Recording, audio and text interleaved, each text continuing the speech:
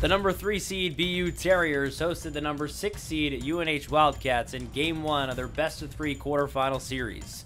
The Terriers got on the board first with Nara Elia's first tally of the night at 5:16 of the opening period. Elia wasted no time getting her second on the night about 4 minutes later on a deflection in front off a drive from Cook at the point. Davis up top, one-time drive, deflected, score!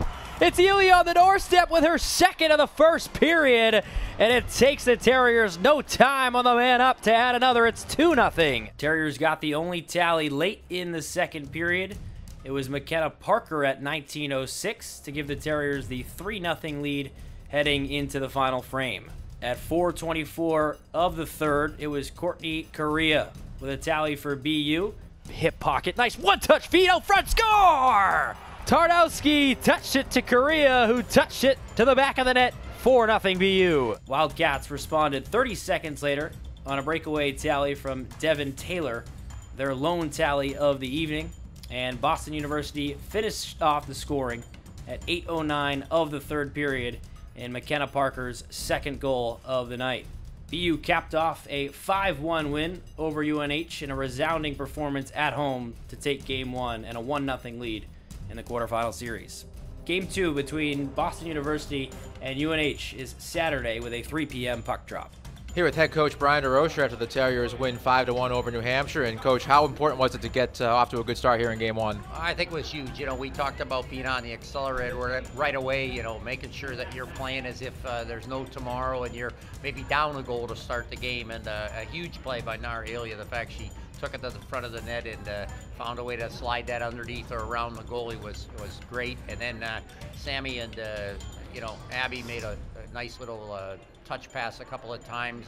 What was subtle about it is I think Abby changed her location and got a nice line to the net, and then Nara was right there to tip it in. So that was his thorough period, not only the 2 goals, but I think the shots were 11 or 12 to 3, and that's huge to come out of the gate quickly.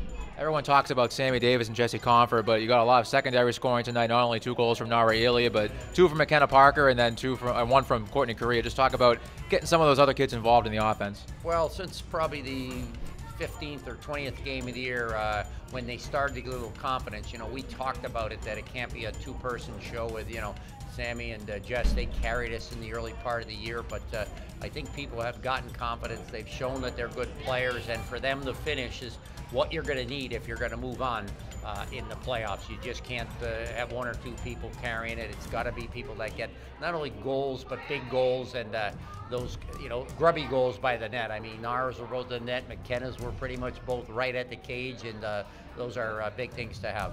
And finally, special teams. You score 1 power play goal. You do a pretty good job killing penalties. How important is it to not only succeed 5-on-5, but to do the job special teams wise?